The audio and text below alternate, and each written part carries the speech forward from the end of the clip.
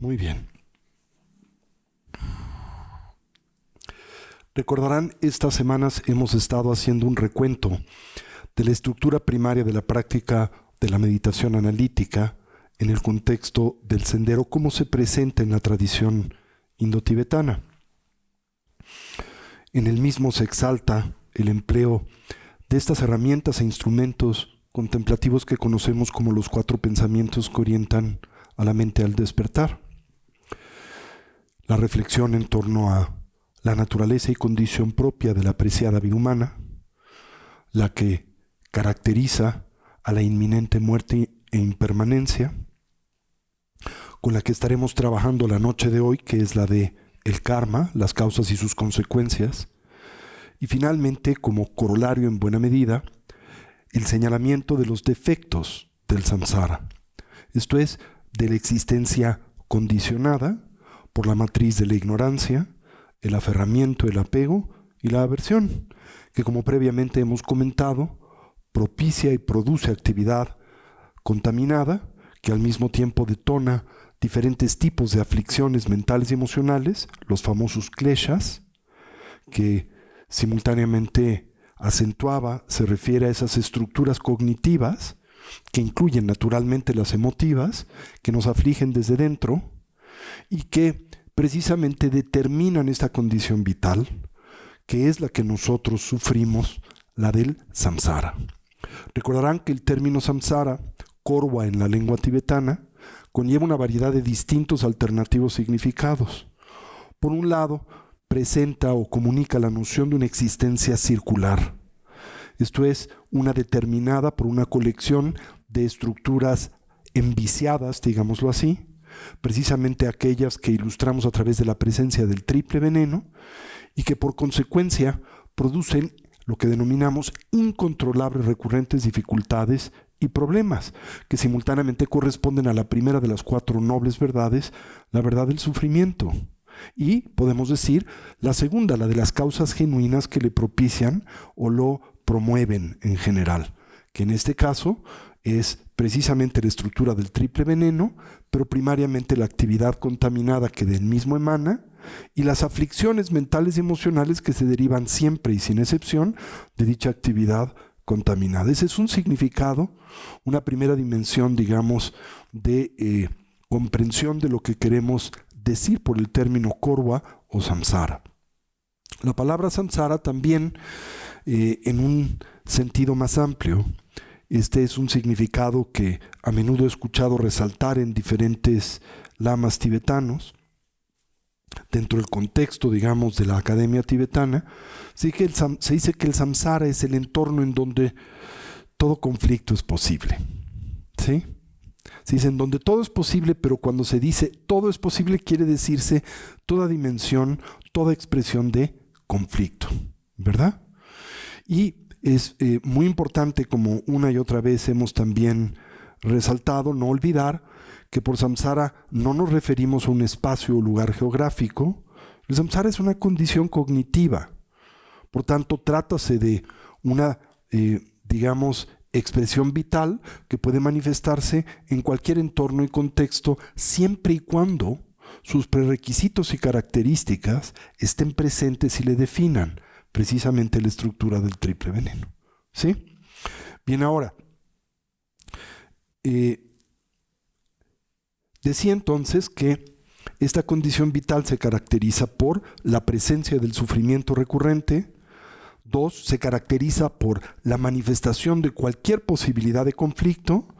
Y el tercer orden de significado tiene que ver con el hecho de que trátase de una existencia que está dominada, y creo que podemos empatizar con lo que ese señalamiento pretende exaltar o pretende evidenciar, una existencia determinada por la inercialidad y la compulsividad, ¿sí?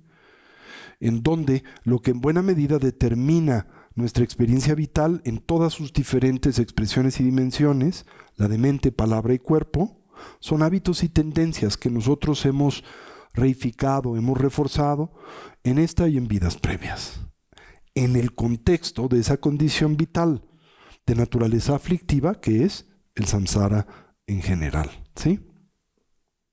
Ahora decíamos, ¿qué produce al samsara?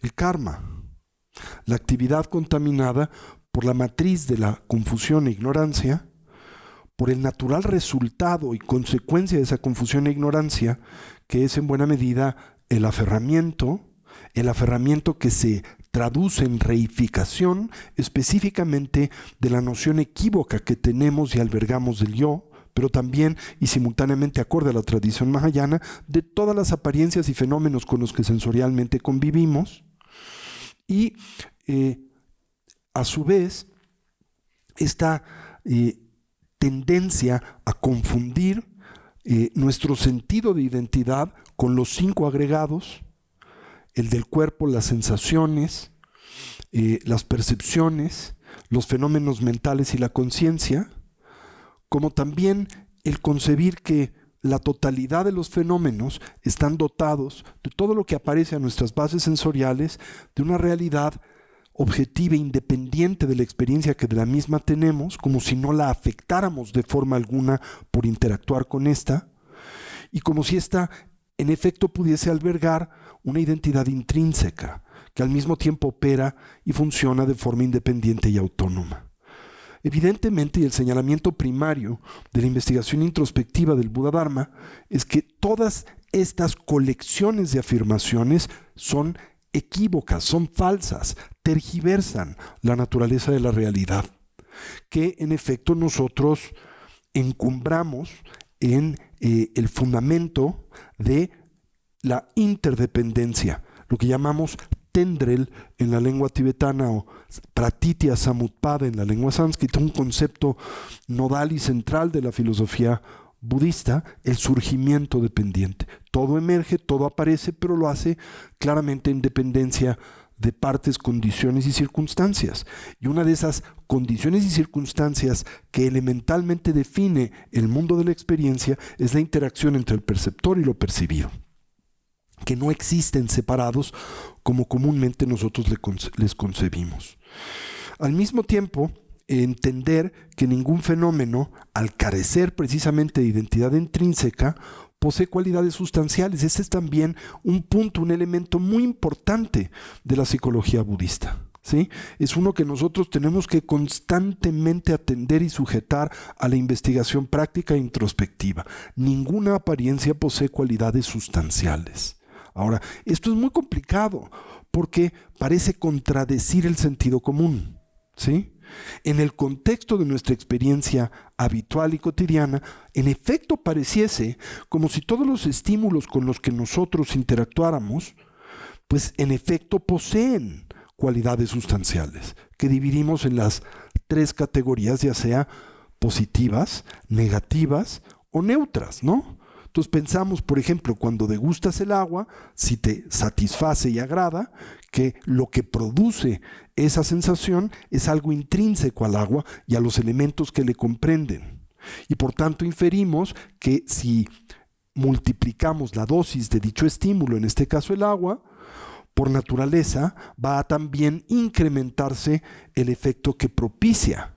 Esto es, un vaso nos produce placer, pero 10 pensamos, o por lo menos así concebimos y lo esperamos, va a multiplicar significativamente ese placer. También esto tiende a generar en nosotros un sentimiento de control y ansiedad para esos estímulos que naturalmente pretendemos no cambien, no dejen de poseer y manifestar esas cualidades que concebimos de son propias o intrínsecas, y nos genera también un sentimiento de muy profunda ansiedad el tener que compartir esos estímulos con otros, porque sentimos de alguna manera que esto ofrece o propicia el peligro de que la dosis de bienestar que nos aportan, al dividirse o compartirse, se disminuya, ¿verdad? Yo le describo a esto como el efecto pizza, porque creo que cuando comemos pizza, esto se ilustra con mucha claridad, ¿verdad? La pizza te la traen, es un pie que tiene muchas rebanadas.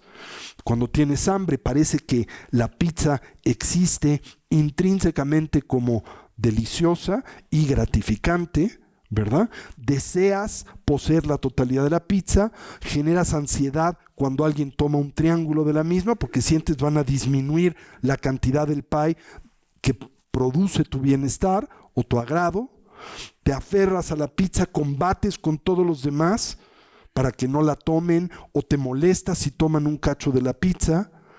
Pero la realidad es que pues la pizza no existe de esa manera, porque la experiencia que tienes de la misma depende de factores subjetivos como tener hambre, depende de factores subjetivos y temporales como tu socialización, esto es que te guste la pizza consecuente de ser educado a ese gusto y así subsecuentemente. Y bueno, factores ambientales como cómo sabe la pizza cuando está caliente y recién horneada y cómo sabe cuando está fría y dura. No es lo mismo, no produce el mismo efecto y así subsecuentemente, ¿no? Bien, ahora, en el contexto de los pensamientos que orientan a la mente al despertar, el tercero de los mismos es el del karma. Recuerden, la palabra karma se refiere a un cierto tipo de actividad, la actividad que despliegan aquellos individuos que nosotros describimos como seres sensibles. La tradición budista ontológicamente discrimina entre dos órdenes de entidades dotadas de vida y conciencia. A la primera les llama aquellos dotados de una mente conceptual dualista y limitada, los seres sensibles. Se les llama en la lengua tibetana Sem-chen. Sem quiere decir mente, pero se refiere a la mente conceptual dualista. Chen es una partícula que comunica posesividad. Entonces Sem-chen quiere decir aquellos, Sem, los poseedores de mente, que tienen conciencia. ¿Ok? Pero ¿qué conciencia? Una conciencia dominada por la cognición dualista y la reificación. Por lo tanto, atados, vinculados, esclavizados a la ronda recurrente de la existencia condicionada. Y después están lo que llamamos tanto los seres liberados como los seres del todo despiertos o iluminados.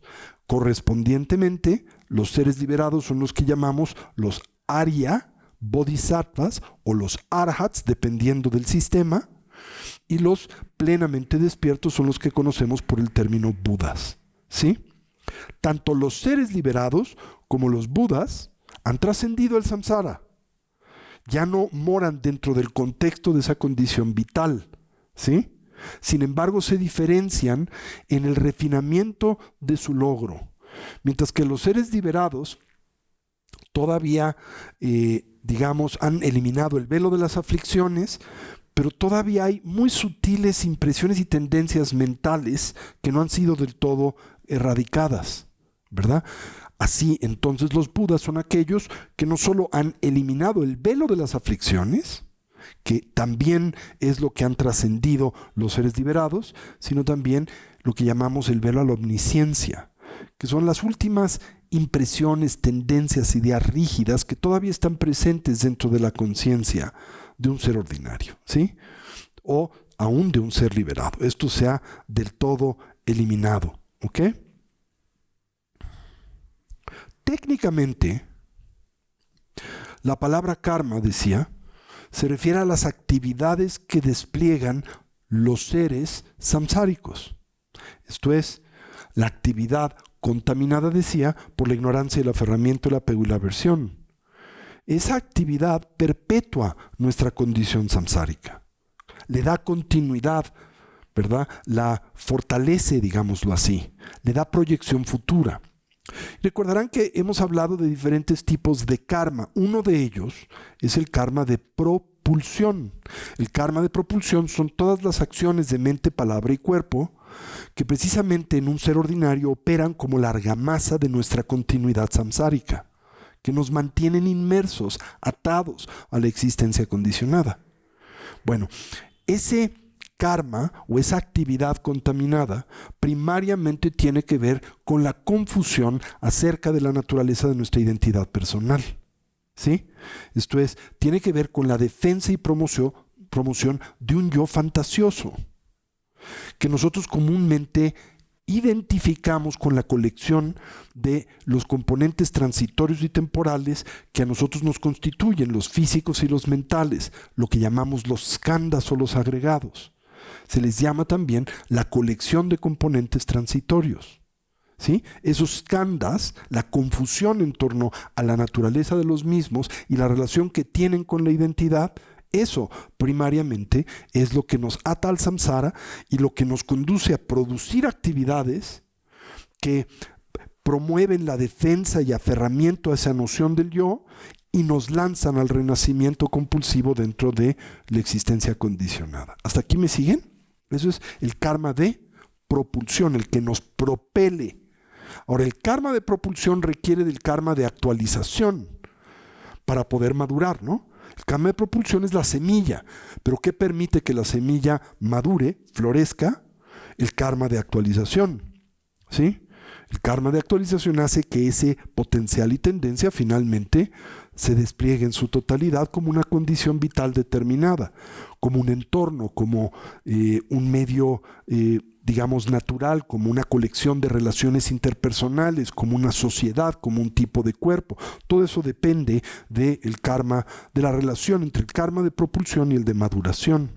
Acuérdense que ahí hablábamos del karma ambiental, hablábamos también de el karma circunstancial, toda variedad de diferentes categorías del mismo. Pero antes de que se me confundan, lo primario es tener en cuenta lo siguiente. Dentro del contexto de la filosofía budista, específicamente de su teoría de la causalidad moral, que es lo que entendemos por karma, ¿sí? Hablamos de 3 diferentes tipos de karma. Recuerden, karma quiere decir actividad contaminada, las acciones de mente, palabra y cuerpo que propelen a un ser sensible, aquel o aquella dotada de una mente afligida por la cognición dualista, hacia la continuidad recurrente del dolor y la existencia compulsiva. Eso es lo que llamamos samsara, ¿sí? Entonces, la actividad que, le da coherencia y continuidad a esa condición vital es lo que llamamos karma. Los budas y los arya, bodhisattvas o arhats producen karma, técnicamente no, porque ya no producen actividad contaminada de mente, palabra y cuerpo. ¿Qué producen o propician? Bueno, le ponemos otro nombre para distinguirlo: actividad liberadora, actividad búdica, ¿sí? Ni siquiera puede decirse que estos producen karma positivo, porque el karma positivo sigue siendo vinculante al samsara. Lo que propicia es un buen samsara, pero no te libera del samsara, ¿sí? Ahora, es mejor tener un buen samsara, evidentemente, que uno malo, pero un buen samsara no representa una solución estructural y definitiva al problema de la existencia, ¿sí? Lo que finalmente buscamos es trascender y liberarnos estructural y definitivamente de esa condición vital. Eso es lo que actualiza y logra el Arya Bodhisattva, ¿sí? El noble, el ser liberado, y lo que evidentemente ha actualizado ya del todo, logrado un Buda, un ser plenamente despierto. Ahora, los seres sensibles como nosotros, Semchen Tamchen, los que poseemos una mente dualista, producimos y somos presa de actividades contaminadas que emergen de la ignorancia y que al mismo tiempo detonan aflicciones que nos afectan desde dentro, los kleshas. Ahora, ¿qué tipo de karma es el que nosotros, los seres sensibles, producimos? 3 diferentes tipos. El karma no virtuoso, el karma virtuoso y el karma, ¿cómo le describiré? Inamovible, ¿ok? Karma negativo, positivo, no virtuoso o virtuoso, e inamovible, ¿ok? Bueno, ahora, primero déjenme desenvolverlo poco a poquito y si no entienden algo, me lo comparten, ¿ok? De estos 3 los voy a dividir en 2 categorías. En una primera categoría colocamos al karma virtuoso y no virtuoso, y en otra categoría al inamovible, ¿ok? Ahora, en esa subdivisión, el karma virtuoso y no virtuoso es variable, mientras que el karma inamovible es inamovible, no es variable, ¿ok? ¿En qué sentido es uno variable y en qué otro no es variable? Bueno, el karma variable tiene que ver con acciones que pueden o no porque esto varía en dependencia de muchas condiciones y circunstancias un cierto resultado. Por ejemplo, ¿no? Si yo practico la generosidad y también cultivo una vida ética, técnicamente eso opera como causa para poder experimentar un renacimiento superior dentro del samsara, particularmente en el contexto del reino del deseo, el primero de los 3 universos que comprenden a lo que llamamos la existencia condicionada. Pero el resultado no es fijo, porque el mismo depende de muchas condiciones y circunstancias. Tú puedes ser virtuoso, ¿sí? Puedes llevar a cabo acciones generosas y de desapego, y sin embargo no necesariamente ganar una condición vital superior dentro del reino del deseo. Por eso esas acciones positivas y negativas se llaman variables, porque su resultado emerge en dependencia de condiciones determinadas, varias, esto es, variadas, ¿verdad? Tanto extra como intrasubjetivas. ¿Eso se entendió? ¿Sí? ¿Seguros? Ok. El karma virtuoso y no virtuoso se le llama variable porque su resultado emerge en dependencia de una variedad de condiciones y circunstancias que no se circunscriben tan solo a la acción en sí misma. La acción en sí misma no determina un resultado específico, lo influencia, pero no lo determina, ¿verdad? La consecuencia emerge en dependencia de más amplias y complejas variables. Por eso al karma virtuoso y no virtuoso se le llama variable. ¿Eso sí se entendió? Bueno, después está la otra categoría, el karma inamovible. ¿Ok? ¿En qué sentido es el karma inamovible? Y ahorita explico qué acciones producen ese tipo de karma, ¿no? Pero lo que entendemos por el karma inamovible son acciones que producen un resultado determinado sin variación, que depende del todo de esa acción y que no surge en dependencia de variables adicionales o de otras influencias. ¿Hasta aquí me siguen? Bien, ahora, para entenderlo, bueno, hasta aquí vamos, ¿no? Ahora, el karma virtuoso y no virtuoso en esencia determina la condición existencial, ontológica, en la que la conciencia de un ser sensible se manifiesta en el samsara, pero en la primera dimensión del mismo, el primer reino propio del mismo, que es el reino del deseo, el kamadhatu, ¿sí?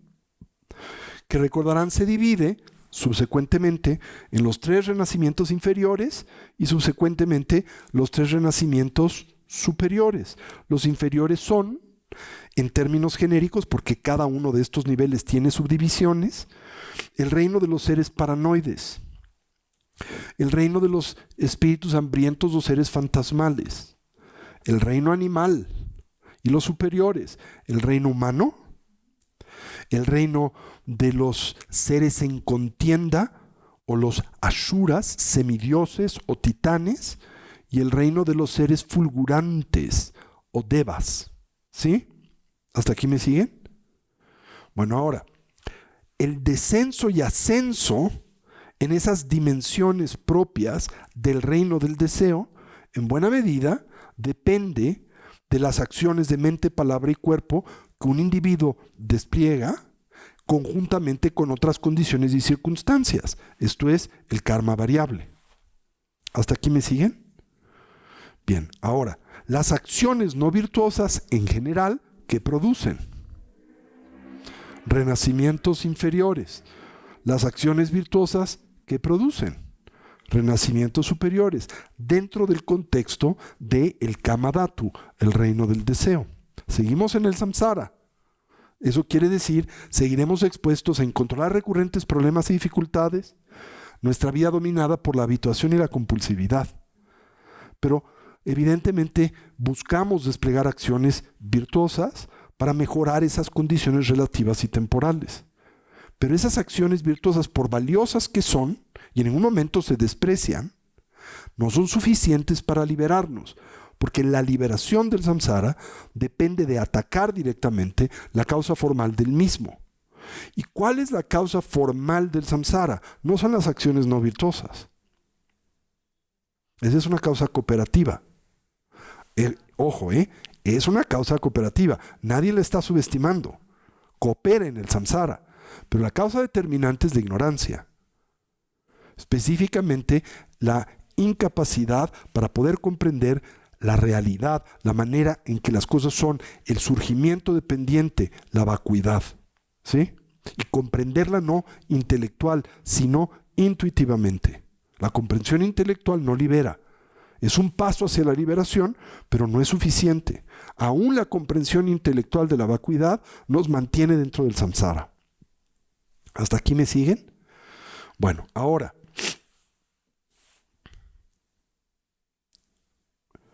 hay una relación muy íntima, muy cercana, entre nuestros estados mentales y emocionales habituales y la condición samsárica. Por ejemplo, la ira, el enojo, genera un vínculo empático con el estado mental que es propio de los seres paranoides. El apego con el de los seres fantasmales. La ausencia de discriminación, el animal o la instintividad. El deseo, el humano. Los celos, el de los asuras o seres en contienda. El orgullo, el de los devas. ¿Ok? Eso quiere decir que cuando nosotros, en nuestra condición vital ordinaria, fortalecemos esos estados mentales y emocionales, y los fortalecemos al grado de elevarlos a un orden de habituación estructural, generamos condiciones para renacer en esas diferentes dimensiones existenciales. Ahora, independiente de esa condición futura, estos estados mentales producen condiciones armónicas en esta existencia. Esto es, si en este mundo y vida tu mente está dominada por la ira, vives tu vida como un demonio. Si está dominada por el apego, como un espíritu hambriento, por la falta de discriminación, como un animal, por la instintividad. Por ejemplo, cuando tu vida está dominada por instintos elementales como el de la reproducción. ¿Cuántas personas, verdad, no ven más allá de sus genitales? Bueno, eso es la vida de un animal. O de tus necesidades más primarias, como la seguridad y la reproducción, ¿no? Si tu vida está dominada por el deseo, es una condición humana. Todo el tiempo deseamos, ¿verdad? Obtener y deshacernos de diferentes cosas en pos del bienestar y la ausencia del dolor. Si tu vida está dominada por un sentimiento y mentalidad de combate y de envidia, aunque tengas una condición superior, eso es como un titán. Y si tu vida está dominada por el orgullo y el placer sensual, como un deva. ¿Hasta aquí me siguen? Dentro del Kamadhatu, el reino del deseo, se experimenta el dolor común, se experimenta el dolor del cambio y se experimenta el dolor sutil o todo permeante propio y endémico a la existencia cíclica. ¿Hasta aquí me siguen? Ahora,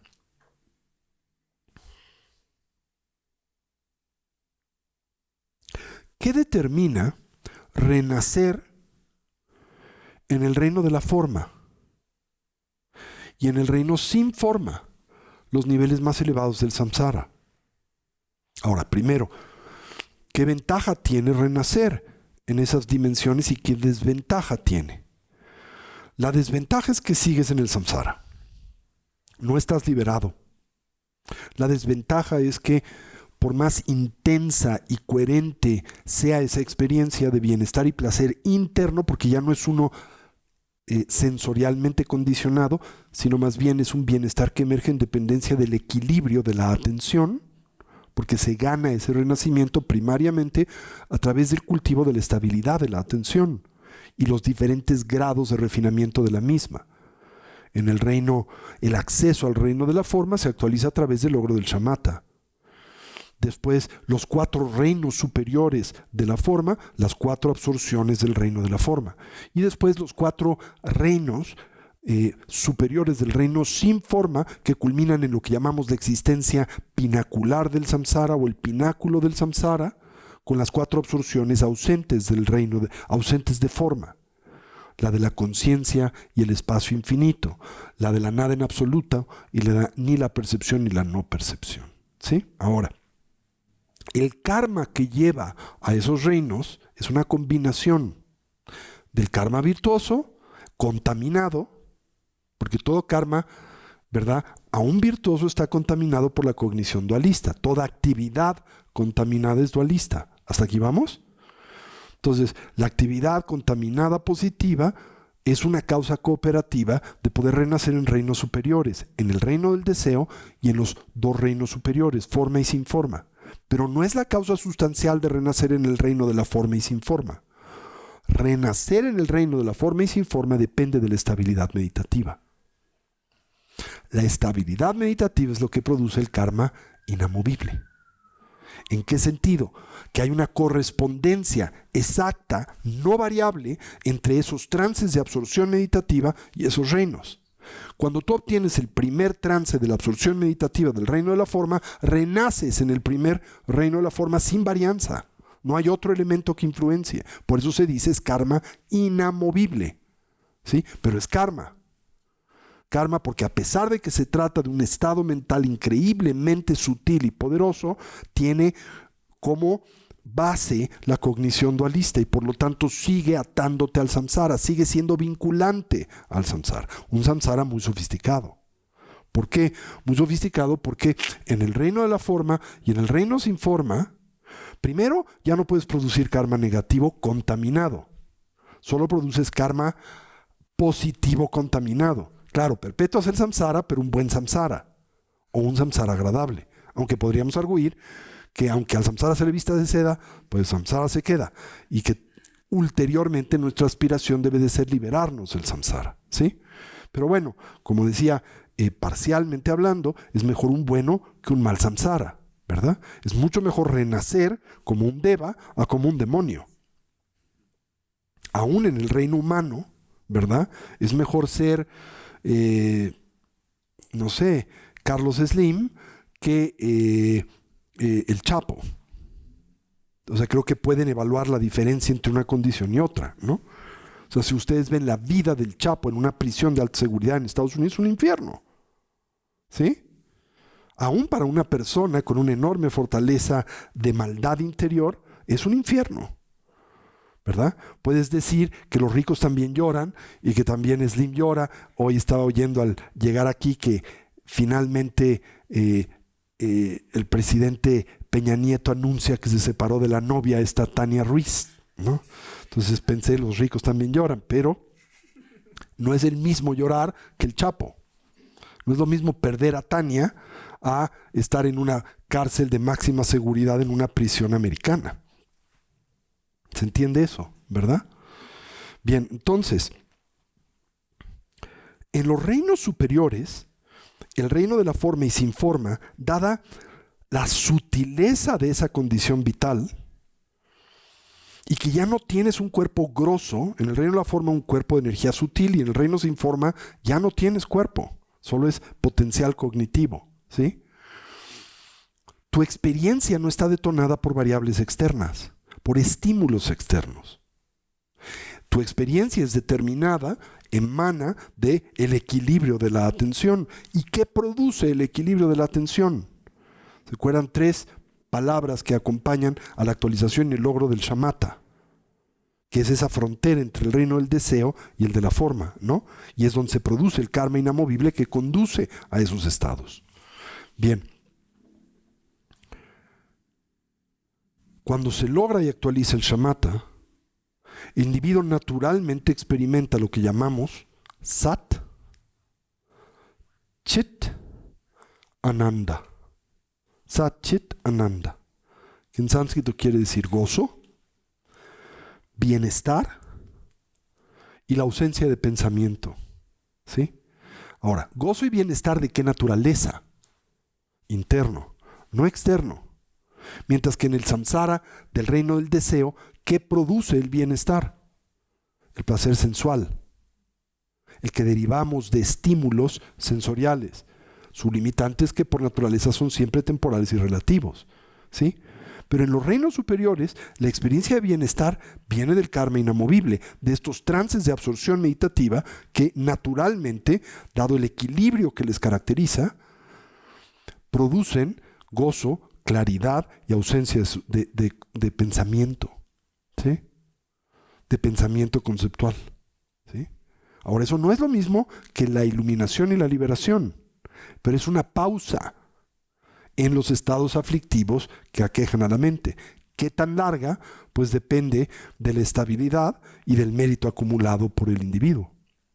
Entonces se entendió estos tres diferentes tipos de karma: el karma contaminado negativo, el karma contaminado virtuoso o positivo, y el karma inamovible, que también tendríamos que decir contaminado inamovible, aunque en realidad solo se describe como inamovible. Los primeros dos determinan nuestra condición en el kama dhatu, en el reino del deseo. El último es el que propicia renacer en el reino de la forma y en el reino sin forma. ¿Hasta aquí me siguen? Bien, ahora pregunta. Un arhat, un ser liberado, o un arya bodhisattva, que es más o menos lo mismo que un arhat, pero con una distinción. En la mentalidad del arhat no está presente la mentalidad de vocación altruista, la bodhicitta. En el arya bodhisattva está presente esa mentalidad. La comprensión que de la realidad tiene el arhat y el arya bodhisattva es la misma, pero la motivación por la que la actualizan y logran es diferente, siendo superior la del arya bodhisattva. Bodhisattva quiere decir el héroe espiritual. Se le llama así porque ha dado pie a la emergencia de una mentalidad de naturaleza heroica, que es la de la bondad, el amor y la compasión. Arya quiere decir noble, y se refiere a aquellos que han actualizado el sendero del ver. Hay 5 senderos que nos conducen a la plenitud de la iluminación. El sendero de la acumulación, el sendero de la preparación, el sendero del ver, el sendero de la meditación o de la familiaridad y el sendero del no más aprendizaje. La iluminación se actualiza en el sendero del no más aprendizaje, pero la liberación se actualiza en el sendero del ver. Eso quiere decir que lo que nos hace arhats o arya bodhisattvas es la directa comprensión de la vacuidad. La directa comprensión no es una comprensión conceptual e intelectual. Esta todavía pertenece a el camino de la preparación, el que precede al camino del ver. El darshana marga, el camino marga del ver directo, darshana, es la cognición directa y no conceptual de la vacuidad, que es la ausencia de identidad intrínseca del yo y de todos los fenómenos. Ahora, eso representa una experiencia radical, transformadora en la experiencia vital de un ser vivo. Cuando nosotros de verdad vivimos ausentes del aferramiento egoico, la experiencia que del mundo tenemos es radicalmente diferente y ya no está presente el pegamento al samsara, porque el pegamento al samsara es el aferramiento del yo. ¿Sí? Cuando ya no hay el aferramiento al yo, que por cierto no es lo mismo que decir no hay yo. No hay aferramiento al yo, que no es lo mismo que decir no hay yo. ¿Sí? El problema no es el yo, el problema es el aferramiento al yo. Como decía en su consejo del Mahamudra del Ganges, Saraja, a Tilopa, el gran Mahasiddha indio, ¿no? Le decía Tilopa, ¿verdad? Más bien, Tilopa le decía a Naropa. Le decía, Saraja le decía a Tilopa, le decía, dime Tilopa, ¿cuál es el problema? ¿El problema son las apariencias? Y Tilopa decía, sí, el problema son las apariencias. Y decía, no, Tilopa, el problema no son las apariencias, el problema es el aferramiento a las apariencias. Las apariencias en sí no son conflicto. Mi yo, Tony Karam, en sí no es problemático. El problema es cuando yo me aferro a la noción Tony Karam. Para que lo entiendan, el problema no es ser presidente. El problema es creerte presidente. ¿Sí? ¿Eres presidente? Sí, pero si lo entiendes bien, ¿qué comprendes de esa identidad? Primero comprendes, no es otra cosa que una mera designación conceptual, es una etiqueta. Y por naturaleza no tiene realidad objetiva, no es permanente, no es unitaria, no es autónoma o independiente. Y si no te la crees así, no la tienes que defender. Y si no la tienes que defender, no la tienes que combatir. Y si no la tienes que combatir, no produces toda variedad de aflicciones o actividad contaminada negativa. ¿Sí? Y te puedes liberar de la condición samsárica en general. Entonces, liberarte depende de eliminar el aferramiento al yo. Y lograr la plenitud de la iluminación es no solamente lograr la liberación del aferramiento al yo, sino aún las más sutiles impresiones y tendencias dualistas de la mente tienen que deshacerse para lograr la plenitud del despertar y la iluminación. ¿Hasta aquí me siguen?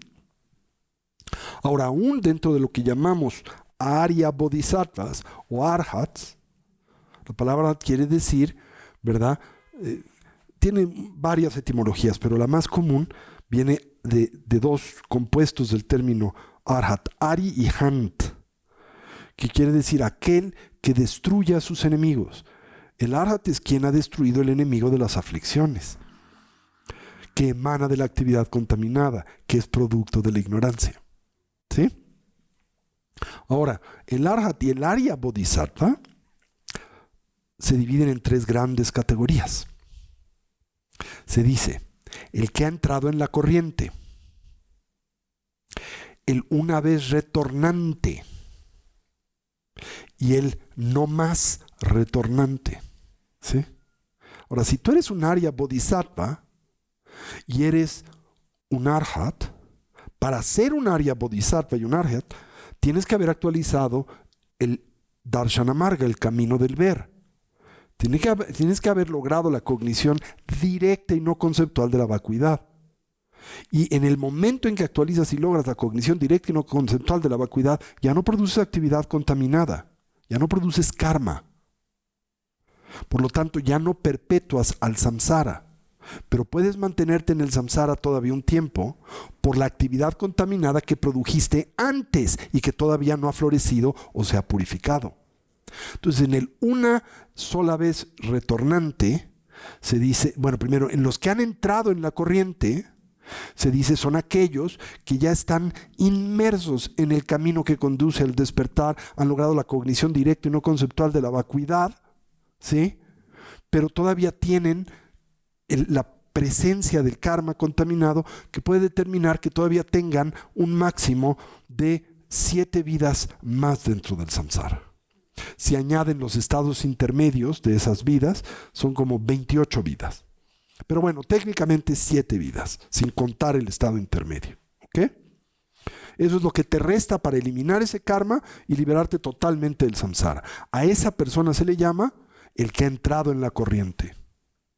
Se le llama así porque su vínculo con la inercia que conduce a la plenitud de la liberación y el despertar es ya increíblemente poderosa y sólida, ya no te puedes desviar. Es como cuando entras en un torrente muy fuerte y ya no puedes salirte de él. Te impulsa, como en, no sé, imagínense una marejada o un tsunami, ¿verdad? Que te atrapa y ya por más que intentes salirte no puedes, ¿sí? A mí esa metáfora por muchos años me costó mucho trabajo, porque estúpidamente pensé siempre que es falsa. Esto es, que aún en un torrente muy intenso, muy copioso, muy, ¿cómo le llamaríamos? Muy poderoso, pues siempre pensaba, puedes nadar, ¿no? Entonces mi imagen era, pues ¿por qué usan esa metáfora? Si le nadas un poquito al lado, igual te sales, ¿no? Hasta que un día me tocó la experiencia de ser atrapado en un torrente de un río. Y sí me di cuenta que cuando es suficientemente intenso, no importa lo que hagas, no puedes liberarte. Ese es el torrente que conduce al despertar. Cuando eres aquel que ha entrado en la corriente, te va a llevar directamente a la iluminación y a la liberación, tarde o temprano. Pero todavía falta tiempo, 7 vidas. Máximo 7 vidas. Máximo. Puede ser una, pero máximo 7 vidas. Después está el que llamamos el una sola vez retornante. Eso quiere decir aquel al que le queda por purificar el karma contaminado una sola vida más. Ya no produce karma contaminado más, pero todavía es receptáculo del que produjo previamente al logro de la liberación. ¿Sí? Ya se liberó, pero todavía, o sea, ya no está produciendo el karma que perpetúa el samsara, pero todavía en esta conciencia está presente el karma, el karma contaminado producido antes, positivo y negativo. ¿Hasta aquí vamos? O inamovible. ¿Ok? Y el ya no más retornante es el pináculo de ese estado. Es aquellos que en esta vida van a lograr liberarse del samsara plenamente. ¿Sí? Y luego todavía tienes que refinarte algo más para lograr la budeidad. ¿Sí? Pero aún no habiendo logrado la budeidad, estás libre del samsara. Ya no produces karma compulsorio, karma de propulsión, ya no te ves expuesto al karma de maduración, ya no produces karma virtuoso ni virtuoso y ya no produces karma inamovible. Tus acciones liberan a la conciencia del samsara. La metáfora que utilizo para describir esto, para que lo entiendan, porque puede parecer muy abstracto, es la de la ensoñación. Mientras en un sueño no seas consciente de que estás soñando, que eso sería equiparable a transitar el sueño dotado de sabiduría, la sabiduría que entiende la condición del sueño, su condición ilusoria. Entonces, mientras tú transites un sueño inconsciente de que estás soñando, el sueño se perpetúa. Esto es, no cesa como sueño. ¿Se entendió eso? Ahora, dentro de un sueño, tú puedes producir acciones contaminadas por la ignorancia de su condición de sueño, positivas, que tienen un efecto importante en la estructura del sueño. Lo hacen un buen sueño. Dentro de un sueño, tú puedes producir actividades contaminadas por la ignorancia de la condición del sueño, negativas, lo cual, pues, es detrimental porque producen una pesadilla. Ahora, en esas dos, ¿qué es mejor? ¿Un buen sueño o un mal sueño? Un buen sueño es siempre mejor, claro, pero tengan en cuenta, sigues atrapado en el sueño, en la condición inconsciente del sueño y su continuidad compulsiva, porque el contenido del sueño estará determinado por la maduración de las impresiones y tendencias que traigas al sueño, no por tu voluntad. Y no puedes ejercer tu voluntad porque no eres consciente de que estás soñando. Para poder ejercer tu voluntad tienes que reconocer que estás soñando. ¿Se entendió eso? Bien, ahora, ¿qué sería el karma inamovible en un sueño? Dentro de un sueño, inconsciente del hecho de que estás soñando, generar un trance de absorción meditativa como el del shamatha. Puedes, ¿verdad?, emerger en un sueño dotado de plena estabilidad de la atención. No eres consciente de que estás soñando, pero esa experiencia que produce. Primero, en el sueño ordinario, tu experiencia está determinada por las apariencias oníricas. Entonces, si sale William Levy en short, pues te excitas y tienes placer. Si sale el Chavo del Ocho, ¿verdad?, pues tienes displacer. Pero está determinado por esa apariencia. Pero si dentro del sueño generas el trance de la absorción meditativa, ese equilibrio mental, el asentar a la mente en su estado natural que produce. Sat, Chit, Ananda. Gozo, claridad y la ausencia del pensamiento conceptual. Un estado interno de equilibrio y bienestar, pero dentro del sueño. Hasta que se termine, hasta que cese, salgas de ese trance. ¿Ok? Ahora, si tú te quieres liberar del sueño, ¿cuál es la fórmula? La fórmula no es solo actuar éticamente dentro del sueño, evitar acciones no éticas o propiciar trances de absorción unipuntual dentro del sueño. La fórmula es darte cuenta de que estás soñando y reconocer la naturaleza ilusoria del sueño. ¿Hasta aquí vamos? Ahora pregunta, si has intuitiva, no conceptualmente, sino anímicamente reconocido la condición ilusoria del sueño, ¿qué tipo de acciones produces dentro del sueño? ¿Siguen siendo acciones contaminadas o ya no? Ya no son contaminadas, porque ya no están contaminadas por la ignorancia del sueño como sueño. Tus acciones todas están animadas por la conciencia de que es un sueño. Y por lo tanto, todas tus acciones ya no son vinculantes al sueño. Ya no perpetúan el sueño inconsciente. Ahora entonces, ¿qué influencia puedes tener sobre las apariencias oníricas cuando eres lúcido en un sueño? O digámoslo de nuevo, ¿qué influencia puedes tener sobre las apariencias oníricas cuando no eres consciente de que estás soñando? Ninguna. Las apariencias se van a manifestar de forma habitual. Van a madurar impresiones y tendencias inconscientes. Eso conforma el panorama onírico. Si te vas a dormir con hambre, sueñas con tacos. Si te vas a dormir con deseo, tienes un sueño húmedo. Si te vas a dormir enojado, te peleas. ¿Sí? Eso es lo que determina el panorama onírico. Pero si eres consciente de que estás soñando, puedes manipularlo a voluntad. Hacer del sueño lo que se te venga en gana. Y al hacerlo, no te identificas con ninguna de esas apariencias, porque en todo momento eres consciente de su condición ilusoria. Eres libre. ¿Se entendió eso? Eso es como la iluminación. ¿Cómo? No es, pero va por ahí. ¿Sí? ¿Hasta aquí me siguen? Bien, entonces, por esto nosotros reflexionamos acerca del karma. Esta meditación de las acciones y sus consecuencias tiene por objetivo el que nos demos cuenta de cómo la actividad contaminada, el karma de propulsión y de maduración nos vinculan recurrente e incontrolablemente a una condición vital que es insatisfactoria. Y la idea, al reflexionar acerca de la actividad contaminada y el karma, es generar el deseo de liberarte de esa condición vital. Y recuerden, los 4 pensamientos que orientan al despertar, ¿qué tienen como meta? ¿Para qué se utilizan? Producen algo. ¿Qué es lo que se pretende produzcan? El espíritu de la emergencia definitiva.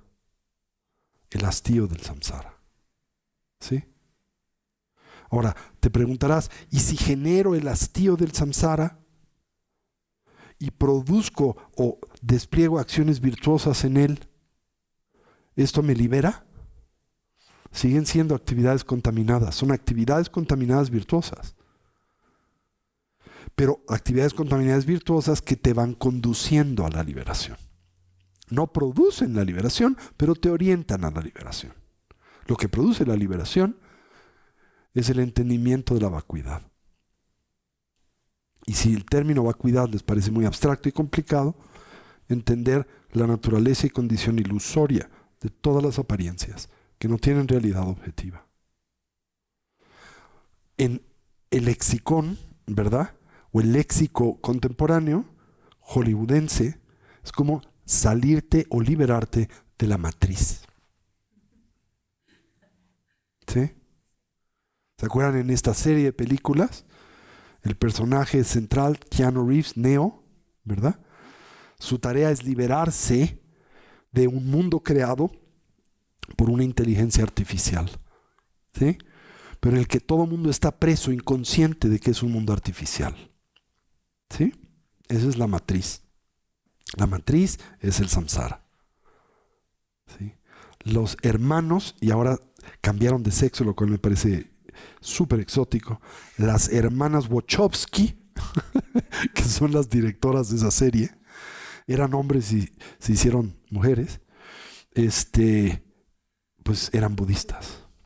En algún momento. Perdieron el sendero, pero es de inspiración budista una parte de esa trilogía. Bueno, hasta aquí vamos.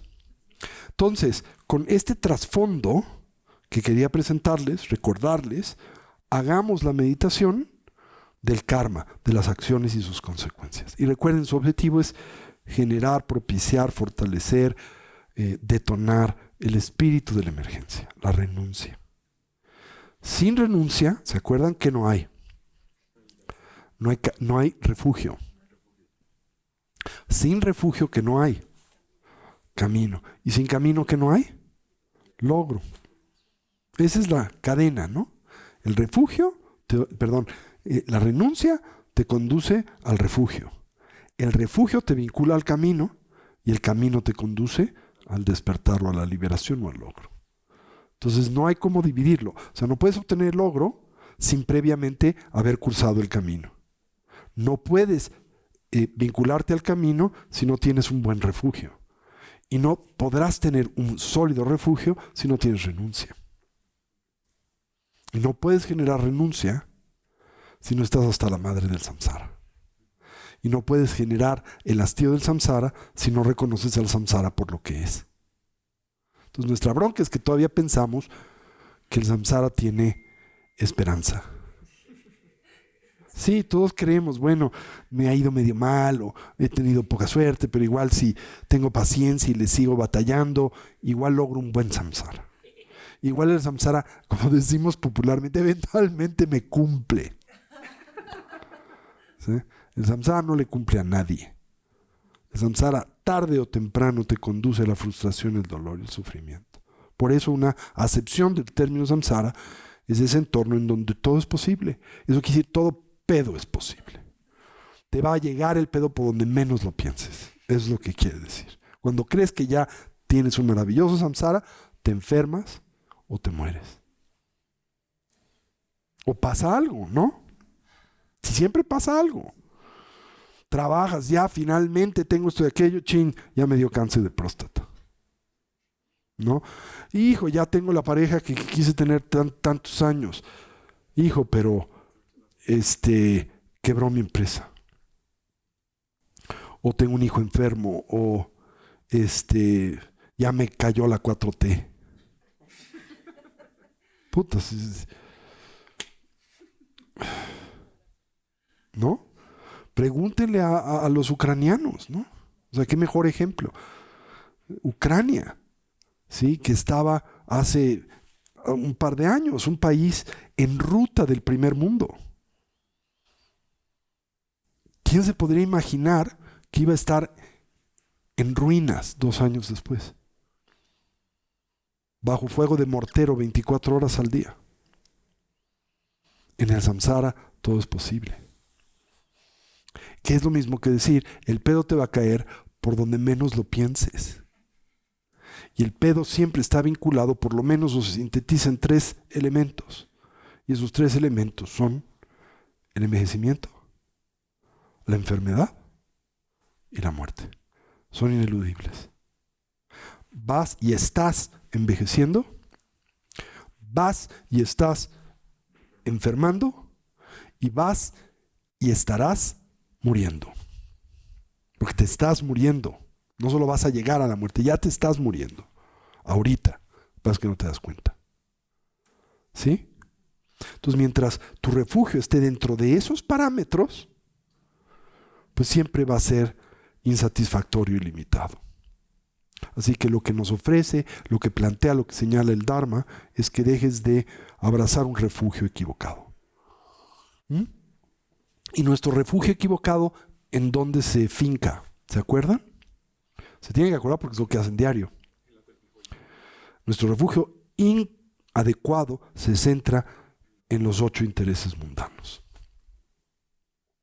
que la tradición budista describe como nuestros trucos. Eso es todo lo que hacemos 24/7, ¿no? Buscamos fama, nombre, reconocimiento, poder, influencia, dinero, abundancia económica, bienes materiales, estímulos sensoriales. Y creemos eso nos va a aportar bienestar genuino. ¿Sí? No nos damos cuenta que no lo producen, no lo han producido nunca y no lo van a producir a futuro. Porque si lo produjeran, ya sabemos qué buscar, ¿no? La gente más rica sería la más feliz. Aquellos expuestos a mayor y más refinados estímulos sensoriales serían los más felices. Como les digo, si el sexo fuera fuente genuina de bienestar duradero, los actores y actrices pornos pues serían el modelo de un Buda. Entonces no podrías explicarte el grado de problemas mentales, emocionales, de conflictos en la industria del cine adulto, ¿no? Si leen, pues es una industria llena de tragedias, suicidios, problemas psicológicos. ¿Eso qué te dice? Que el sexo no es fuente genuina de bienestar duradero. Y ya tendrías que deshacerte de esa fantasía, porque cuando te contrastas con uno de estos actores, pues no le llegas. O sea, este es un atleta de alto rendimiento del sexo. Ya, renuncia. O sea, yo renuncio, ¿no? No sé si me doy a entender. ¿Sí? Si ese que es un atleta de alto rendimiento del sexo no deriva bienestar duradero de esa experiencia, pues ¿qué me queda a mí, pobre pendejo, ¿no? ¿Sí entienden eso? Ya de una vez renuncia y dices, no voy a llegar a eso, como no voy a ser Carlos Slim en esta vida. Bueno, por lo menos a mí ya se me pasó el tiempo, tengo 58 años, ya no lo logré. ¿Sí?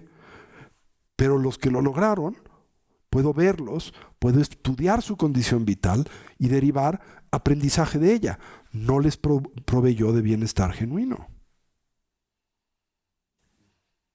Si estudio todas las mañaneras, suficiente para darme cuenta, el poder no es fuente genuina de bienestar duradero.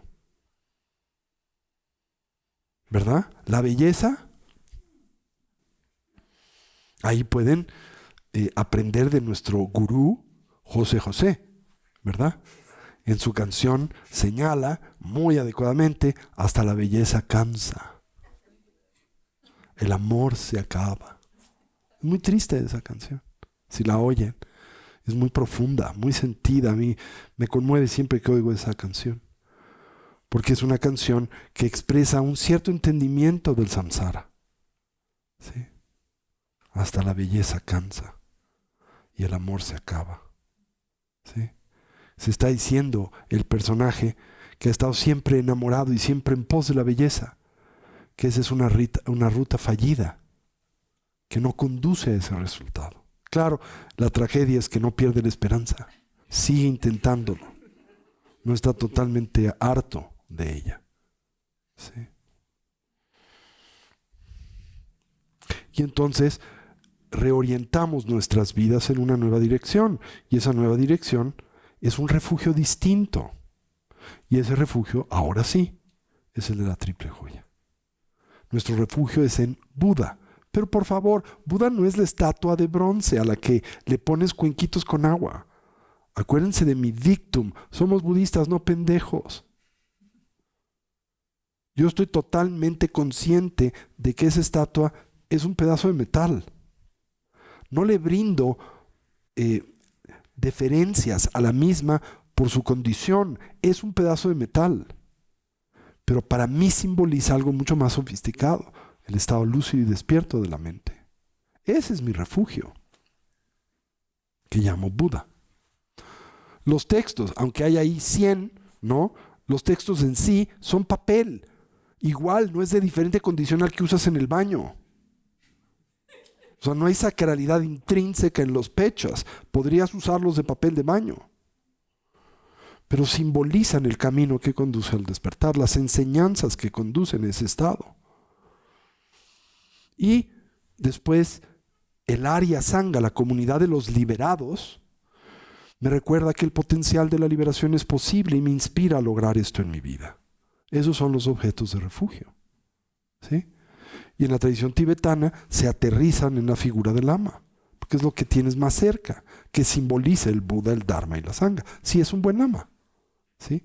Simboliza el potencial del despertar en su persona, simboliza el camino que conduce al despertar porque lo conoce bien, lo puede plantear y lo puede explicar y te puede conducir en él, y es la compañía que quieres en tu vida. Hay muchas definiciones del término lama en la tradición tibetana, pero hay una que en particular me encanta, me inspira muchísimo. Siempre que la recuerdo me conmueve, ¿sí? Y mi maestro Geshe Sopa decía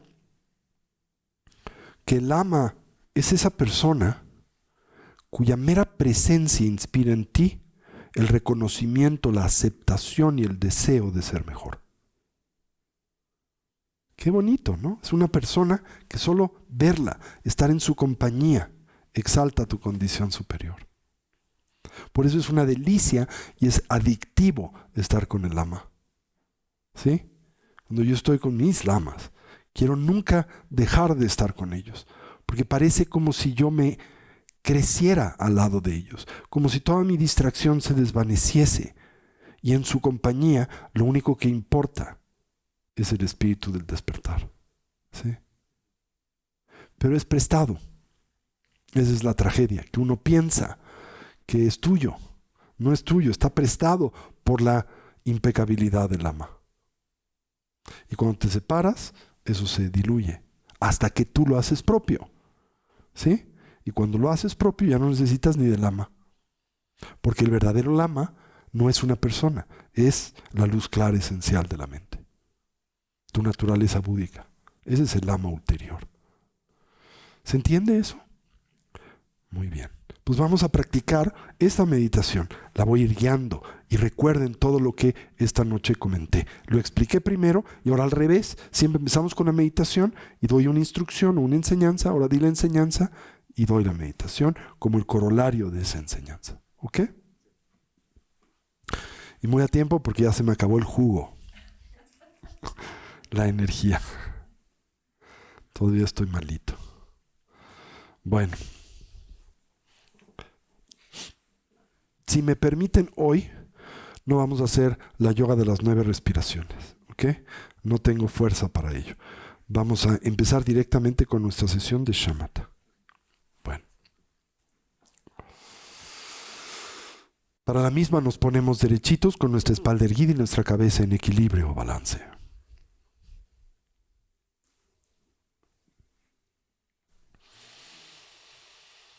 Coloquemos a nuestra atención o recolección sobre el flujo natural de la respiración.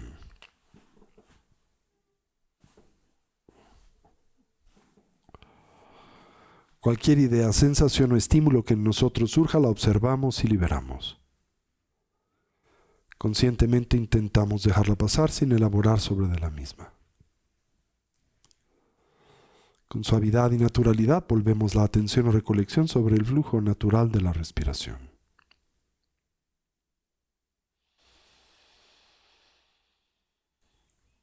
Simultáneamente atendemos a la esfera de las sensaciones táctiles,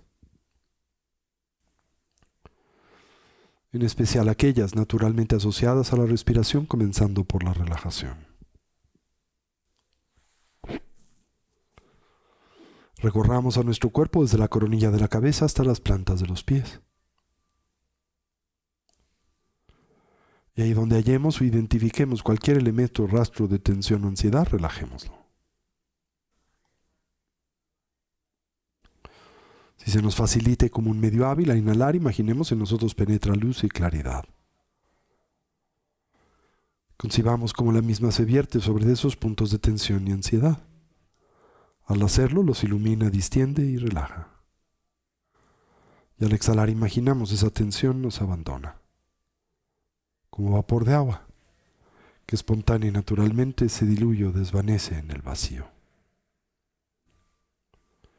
Mantengamos a nuestra recolección o presencia mental firmemente asida sobre el objeto de concentración, el respirar, mientras cultivamos una actitud de atención introspectiva, dirigida hacia la emergencia de los diferentes obstáculos que sabemos dificultan, obstruyen y así obnubilan la práctica, sobre los que aplicamos sus respectivos antídotos. De experimentar extremediación nos concentramos en la exhalación, y de ser presas del hundimiento mental, la inhalación. Así orientemos a nuestra mente y cuerpo hacia su estado natural. 1, del todo relajado, libre de tensión, estable y quieto, dotado de claridad, de alerta y de una actitud de vigilancia. Mientras atendemos a la respiración, sin aferramiento o constricción y simultáneamente, sin distracción. Establezcamos una transición entre la agitación y el cansancio de la tarde, y el estado mental de atención y concentración, siempre necesario para el cultivo de las 3 sabidurías. Con esta instrucción presente en silencio por unos minutos, dediquémonos al fortalecimiento de esta dimensión y aspecto de la práctica. Toda la atención sobre el respirar.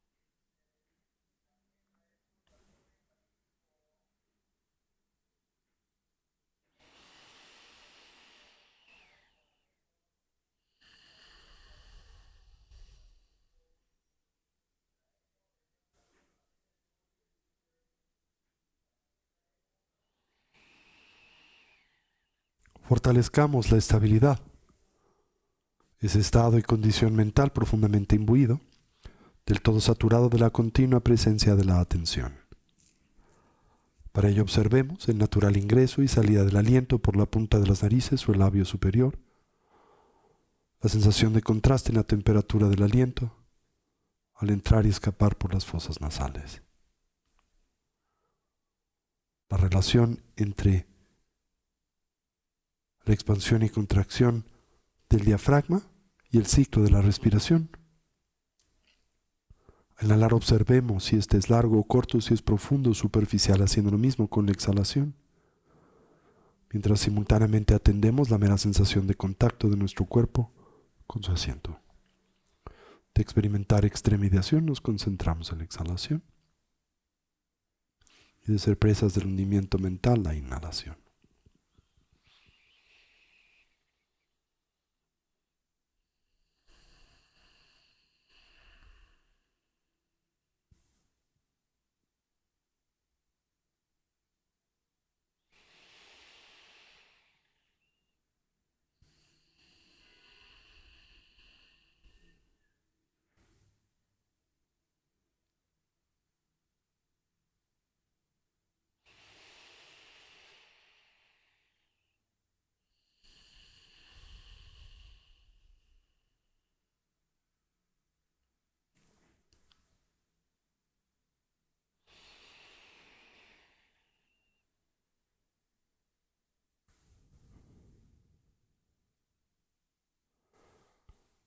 Y finalmente acentuemos a la viveza, alerta y claridad de la atención. Para ello observemos el ingreso y salida del aliento por la punta de las narices o el labio superior. La natural sensación de contraste en la temperatura del aliento al entrar y escapar por las fosas nasales. Y si se nos facilita como un medio hábil, la presencia de una pequeñita esfera luminosa en el medio del entrecejo en la que suavemente focalizamos la atención. Y así de experimentar extremidación nos concentramos en la exhalación y de ser presas del hundimiento mental la inhalación.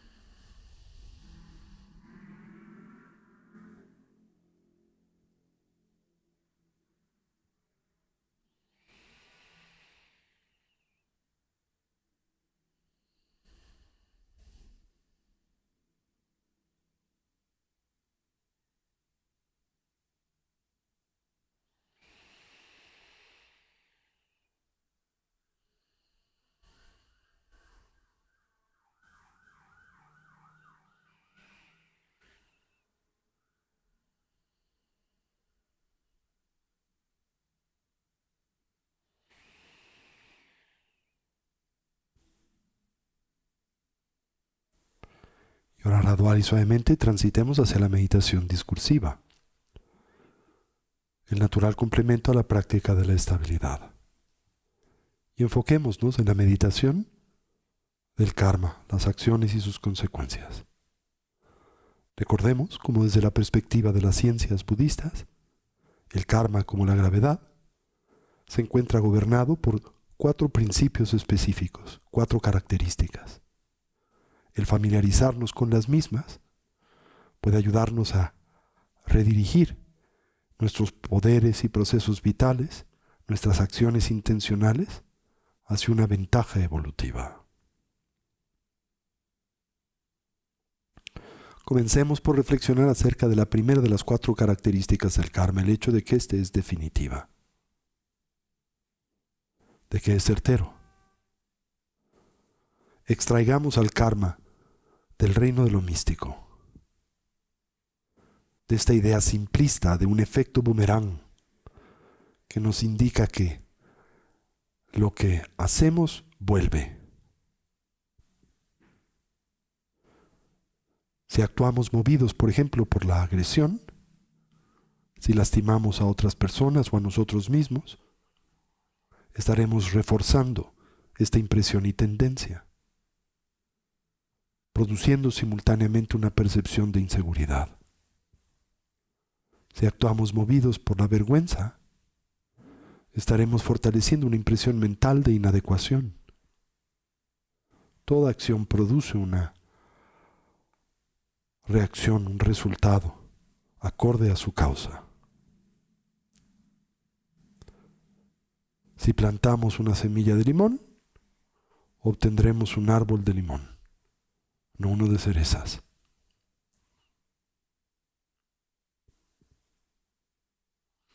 La naturaleza de la fuerza motivacional, la intencionalidad con la que actuamos, sea benéfica o malévola, crea un mismo resultado. Esto es definitivo, no es aleatorio. Si actuamos a manera violenta o autocentrada, obtendremos un resultado desfavorable, displacentero. Si actuamos movidos por el espíritu de la bondad, el amor, la compasión o la sabiduría, obtendremos un resultado placentero.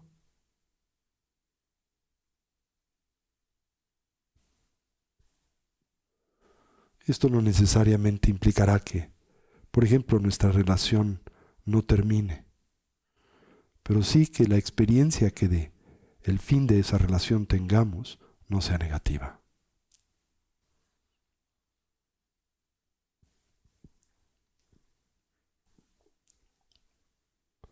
La segunda característica del karma es que es expansible, tiende a crecer. La metáfora es de una muy pequeñita semilla que eventualmente se transforma en un enorme árbol. No se dejen engañar pensando que intenciones aparentemente inconsecuentes no pueden tener resultados e implicaciones de largo plazo, de gran extensión, buenas o malas. Desde la perspectiva del punto de vista clásico del Buddha-dharma, la fuerza potencial de intenciones pequeñas acumuladas se magnifica a lo largo del tiempo.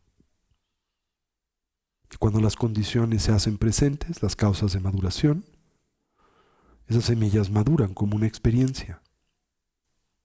Se convierte en una especie de masiva fuerza cinética que produce en nosotros ya sea dolor o bienestar, dependiendo de la naturaleza de la acción original.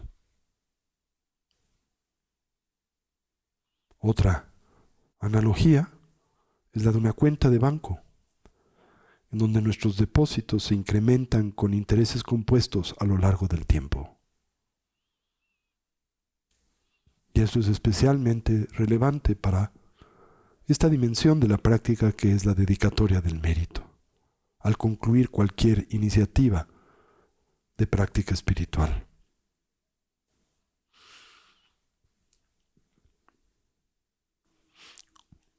Otra analogía puede ser la rueda de una carreta que se atasca en el fango y al dar más y más vueltas, al girar más y más, 1, 2, 3 veces, se hunde cada vez más, hasta que hace casi imposible escapar de esa traba. Las neurociencias contemporáneas reflejan esta analogía, en cómo nuestro cerebro forma y desarrolla nuevas conexiones o caminos neuronales basados precisamente en la experiencia repetitiva. Estos patrones se fortalecen con la experiencia reiterativa y los hábitos se hacen cada vez más robustos. Y con mayor actividad en ciertas áreas del cerebro, esta crece, se fortalece, mientras que con menos actividad, esas conexiones cerebrales, esas regiones, se debilitan o se atrofian. Y aquí estamos cambiando las estructuras cerebrales en ambos sentidos, tanto negativos como positivos. Por lo que las pequeñas acciones cuentan. Mientras más nos damos a mentir, las mentiras se hacen en nosotros cada vez una parte más integral y automática de nuestro quehacer. Y más consistentemente tendremos pensamientos o percepciones paranoides de ser objetos de engaño. Con el paso del tiempo, a través de acciones pequeñas, creamos percepciones inconscientes de un mundo nefario. Lo mismo sucede si nosotros reiteradamente decimos la verdad. Se hace una parte de nosotros y consecuentemente generamos confianza en las personas que nos rodean.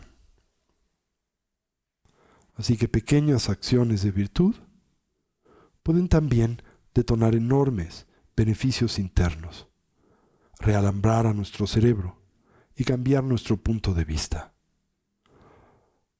Como corolario, recuerden, lo que nosotros hacemos es aquello en lo que nosotros nos convertimos.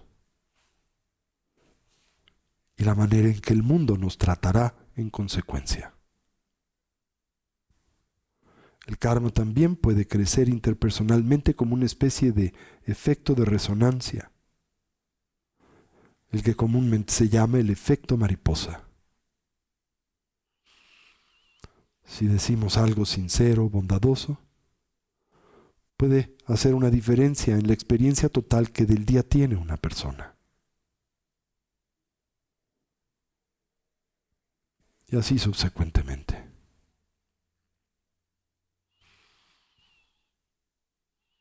Un pequeño desacuerdo entre dos personas puede detonar una guerra.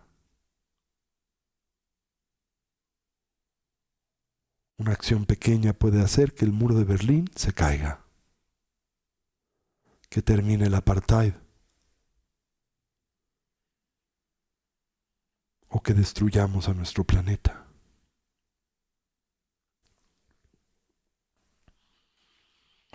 La tercera característica del karma es que este nunca se pierde.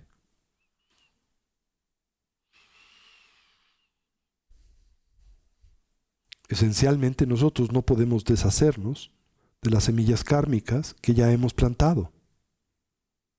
No podemos borrar la impresión. Las semillas que plantamos en el pasado tendrán eventualmente que madurar, que florecer, por lo que no podemos evitar sus consecuencias tanto negativas como positivas, las de nuestras acciones. Es una especie de principio de no clemencia. Los años que pasamos criticándonos a nosotros mismos o a otros, las incontables ocasiones en las que mentimos o hablamos de forma divisoria, las acciones reiterativas sutiles y expresas de violencia, truculentas, que nos conducen a tomar lo que no nos es dado. Todas estas actividades crearán efectos desfavorables en nuestra percepción, desagradables. No hay vuelta de hoja.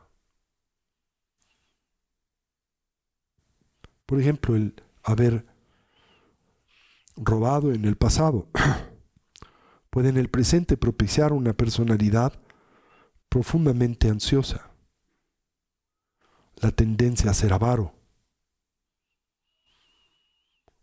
la experiencia subjetiva y crónica de escasez, o la noción de que nuestro medio ambiente es uno hostil o desolado, o que no perdona. Seremos también responsables de aquellos momentos en donde las circunstancias aparecen ideales, pero internamente somos miserables, quizá porque las semillas de la avaricia o de la violencia que plantamos en el pasado, ahora en nosotros florecen, colorean nuestra percepción actual de una perfecta positiva circunstancia. Nuestra negatividad pasada contaminó el momento presente, perfecto, no como una especie de efecto boomerang, sino simplemente como el florecimiento de esa impresión y tendencia. Y si lo piensan, es aquí en donde el trabajo y la verdadera oportunidad para la libertad yace. Podemos toparnos con circunstancias perfectas y favorables, pero en consecuencia de nuestras acciones pasadas, podemos detonar emociones aflictivas, experiencias desagradables. Esto es consecuente de la maduración de esas impresiones y tendencias que en el pasado plantamos. Tienen muy poco que ver con la situación inmediata. La situación inmediata o el evento es meramente una especie de mecanismo de entrega, el conducto para la activación de estas semillas latentes. Este es donde el pasado, es donde el presente, el futuro, todo se encuentra en una especie de ventana cuántica de oportunidad que comúnmente no aprovechamos porque estamos en demasía adormecidos o no estamos preparados para aprovecharla.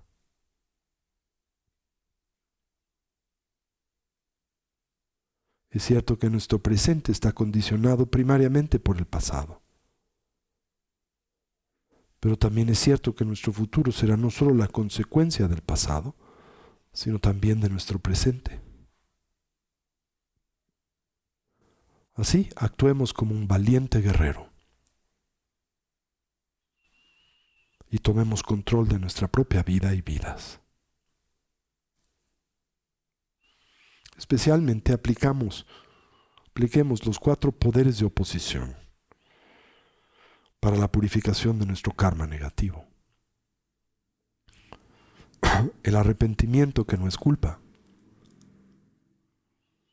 La determinación de enmienda.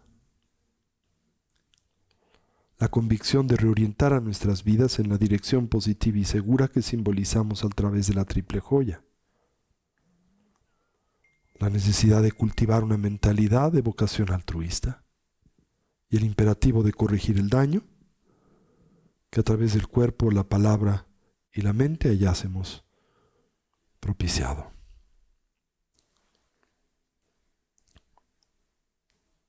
Y por último, reflexionemos acerca de cómo el karma es específico y no se desvanece. Esto es, no obtendremos un resultado distinto sin generar la causa específica para el mismo.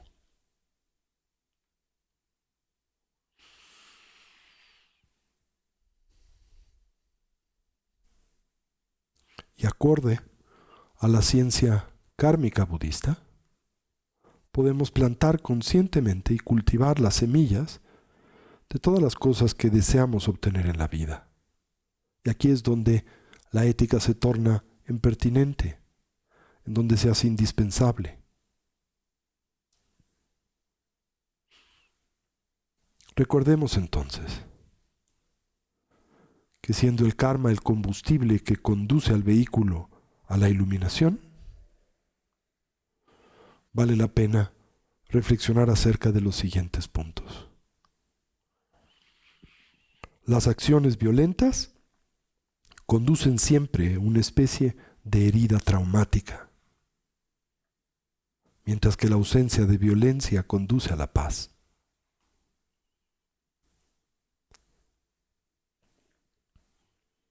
El hábito de la adquisición compulsiva, tomar lo que no nos es dado, nos conduce a una experiencia de escasez, mientras que el cultivo de la generosidad, el dar y el desapego nos lleva a la abundancia.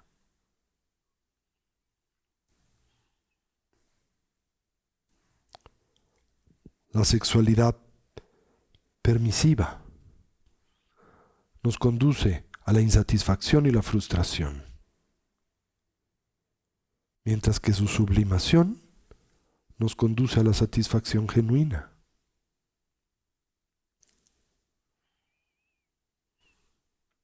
El lenguaje que es falso, que distorsiona y exagera la realidad, el mentir,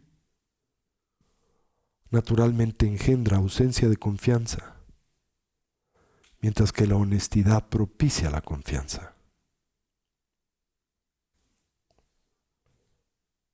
El lenguaje que divide engendra también divisiones, la ausencia de confianza, mientras que un lenguaje contacto, compasivo, empático, engendra respeto.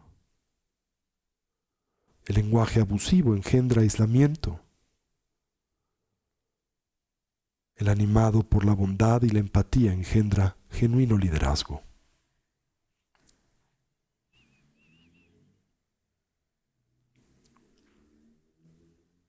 El lenguaje sin sentido engendra desprecio. El lenguaje dotado de significado engendra autoridad. La avaricia produce insatisfacción. La intención filantrópica, contentamiento. La intención maliciosa resulta en la inseguridad. La intención ausente de violencia propicia la confianza. Y finalmente los puntos de vista equivocados detonan la confusión, mientras que un punto de vista realista propicia y de él mismo depende la claridad. Nuestro mundo moderno parece desear, pensemos, creamos, que podemos obtener las cosas que deseamos basado en impulsos animalísticos, los de la competencia, los autocentrados y egoístas. Y es por esto que nunca obtenemos lo que deseamos. Si seguimos el principio de la retribución moral de las acciones o el karma, podremos obtener lo que deseamos. No podremos obtener el resultado de las causas que no hemos generado. Así que podemos hoy empezar a plantar semillas de nobleza y ver cómo crecen en nuestra vida presente y futura.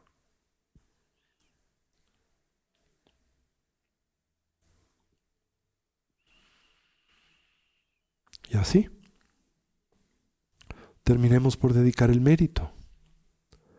Deseemos cualquier potencial positivo que a través de este medio hayásemos desarrollado y cultivado sirva y sea de beneficio a todos los seres. Que podamos todos actualizar nuestros potenciales y a su vez trascender nuestras diversas limitaciones. Que una mentalidad altruista pueda nacer donde no ha nacido y se incremente donde ya existe. Que todos los seres puedan ser felices y dejar de sufrir. Y que pronto todos podamos actualizar el estado y condición de la conciencia de sabiduría, bondad y compasión de un Buda, no solo en nuestro propio beneficio, sino en el de los que nos rodean. Así es. Así es. Así es.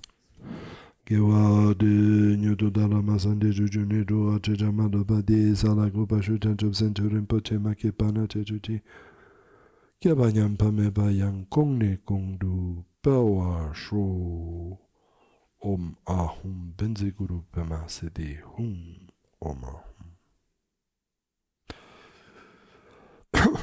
Y así traemos este espacio y lugar de nueva vez nuestra atención. Gracias, Luis.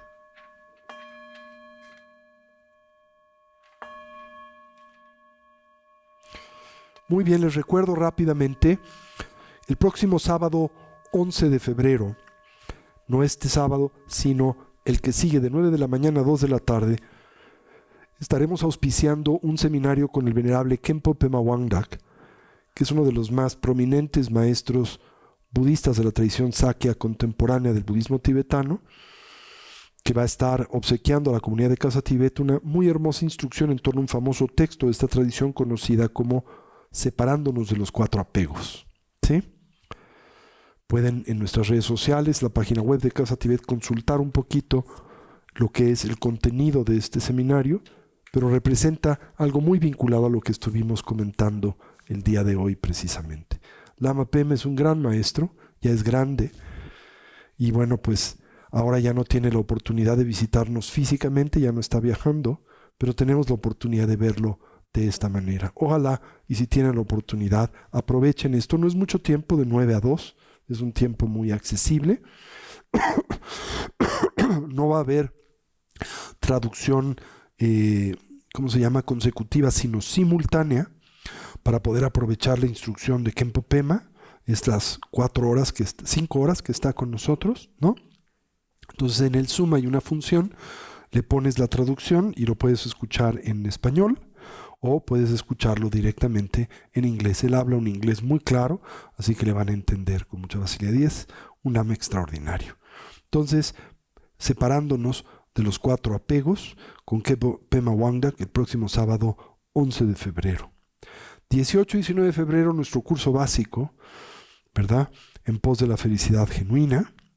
Y también el próximo, nuestro primer retiro del año, que será el retiro de introducción al Shamatha, va a ser del 24 al 26 de marzo en nuestro centro de retiro en Avándaro, Valle de Bravo, para que lo tengan presente. Vamos a tener, yo creo que 4 retiros este año. Este es uno, el retiro de Poa a finales de año, y un par de retiros adicionales, o un retiro adicional, ya veremos dependiendo del año. ¿Ok? Pues muchísimas gracias, que estén muy bien, gracias por venir, gracias por acompañarme, que tengan buena semana y nos veremos la semana próxima. Este fin de semana estoy en Guatemala, en nuestra comunidad de Centroamérica. Voy a dar un seminario en torno a el cultivo de la bodhicitta, particularmente a través de las prácticas de meditación de las 6 causas y las 6 causas y su consecuencia, y los 4 razonamientos de Shantideva para nuestra comunidad de Guatemala y del Salvador. Y regreso el lunes, ¿ok? Muy bien, que estén bien y nos veremos la semana próxima. Muchas gracias.